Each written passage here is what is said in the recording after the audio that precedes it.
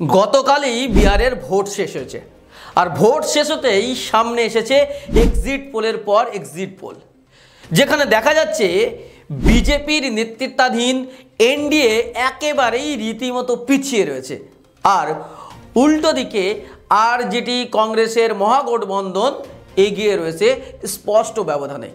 কে বলছে এনডিএ পাবে মাত্র 55 থেকে 100 আসন আর মহাগঠবন্ধন ছুঁয়ে ফেলতে পারে 130 থেকে 180টি পর্যন্ত।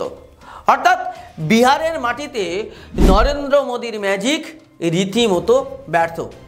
কিন্তু এই ফলাফল কি শুধু ভোটের প্রতিফলন, নাকি এর ভেতরে আছে এক অন্য গল্প?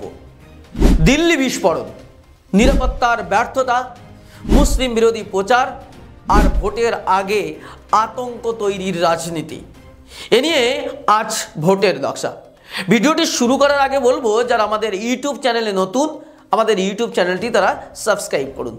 আর যদি আপনি ভিডিওটি ফেসবুকে দেখে থাকেন তাহলে ফেসবুক পেজটি ফলো করুন। তো চলুন শুরু করা যাক আজকের ভোটের নকশা।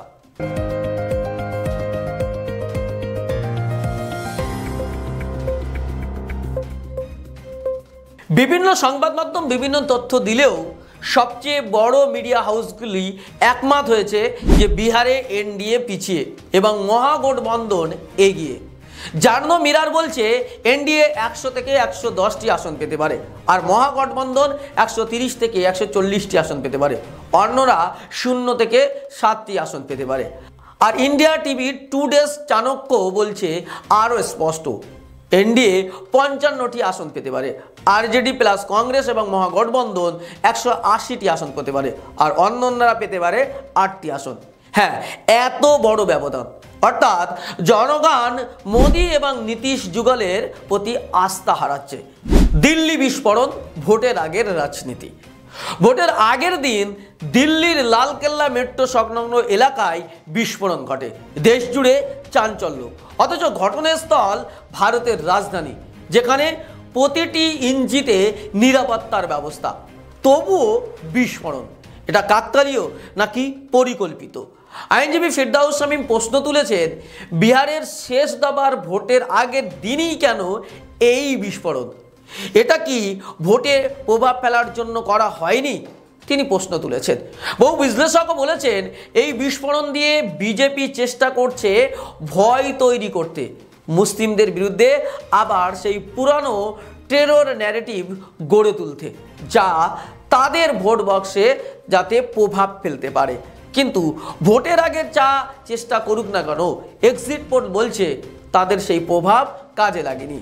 অমিত শাহ ও স্বরাষ্ট্র মন্ত্রণালয়ের প্রশ্নে বিস্ফোরণের পরও স্বরাষ্ট্রমন্ত্রী অমিত শাহ কোনো তৎক্ষণাৎ দায় স্বীকার করেননি।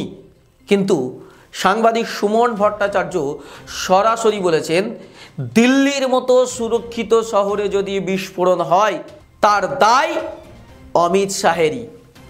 তিনি আরও বলেছেন, যে সরকার নোটবন্দির সময় বলেছিলেন নোটবন্দির পর সন্ত্রাসবাদ শেষ হবে, সেই সরকারের আমলেই রাজধানীতে বোমা ফাটছে। এটা ব্যর্থতা নয়, এটা আসলেই মানুষের সঙ্গে প্রতারণা। আর ঠিক সেই সময় যেদিন ঘটনা ঘটছে তারপরের দিন বিদেশ সফরে আমাদের প্রধানমন্ত্রী। এই ঘটনার ঠিক পরের দিন প্রধানমন্ত্রী নরেন্দ্র মোদী বিদেশ সফরে যাচ্ছেন। দেশে যখন আতঙ্ক, তখন তিনি দেশের বাইরে। এটাই কি দায়িত্বশীল নেতৃত্বের চেহারা? বিরোধীরা বলছেন দেশে বিপর্যয় আর প্রধানমন্ত্রী পালিয়ে বেড়াচ্ছেন। এই নীরবতা কি অপরাধ ঢাকতে? এই নীরবতা কি তাদের ব্যর্থতা ঢাকতে? বিরোধীদের প্রতিক্রিয়া। সিপিআইএমের রাজ্যসভার সাংসদ বিকাশ রঞ্জন ভট্টাচার্য বলেছেন, দিল্লি বিস্ফোরণ শুধুমাত্র নিরাপত্তা ব্যর্থতা নয়, এটা একটা রাজনৈতিক ষড়যন্ত্র। আর কংগ্রেস নেতা রণদীপ সুরজেওয়ালা বলেছেন, বিহারে পরাজয়ের আশঙ্কা থেকে মন ঘোরাতে বিজেপি ভয় দেখানোর রাজনীতি করছে। ওদিকে আরজেডি শিবির বলছে, জনগণ এবার চাকরিহীনতা, মূল্যবৃদ্ধি, দারিদ্র্য এসবের জবাব ভোটে দিয়েছে। ভয়ের রাজনীতি এবার আর চলবে না, আর সেটাই এক্সিট পোলের রিপোর্ট তাই বলছে। বিজেপির পুরানো যে খেলা মুসলিমদের দোষারোপ, দিল্লি বিস্ফোরণের পর থেকেই কিছু মিডিয়া হাউসের টোন লক্ষ্য করুন। তারা কিন্তু বারবার বলছে জঙ্গি সংযোগ, সন্দেহভাজন মুসলিম যুবক, আইএসআই যোগ। এ যেন বিজেপির সেই পুরানো রাজনীতি, যে কোনো বিপর্যয়ে মুসলমানদেরকে দোষী বানাও আর ভোটের ময়দানে ভয় ছড়াও। কিন্তু এবার মানুষ প্রশ্ন করছে, সন্ত্রাসবাদের বিরুদ্ধে নোটবন্দি করলে আজও বোমা কেন ফাটছে? আইবি, র, এনএসএ এরা কি করছিল? দেশের রাজধানীতে যদি নিরাপত্তা ভাঙে, তাহলে গ্রামের সাধারণ মানুষের নিরাপত্তা কোথায়?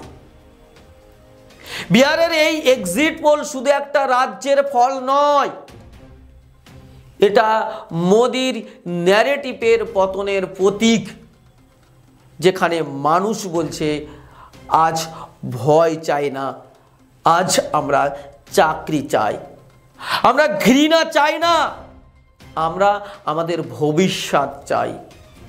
বিহারের মাটি থেকে নতুন বার্তা উঠছে, ভোটে হারুক বা জিতুক, ঘৃণার রাজনীতি এবার শেষ হওয়া দরকার।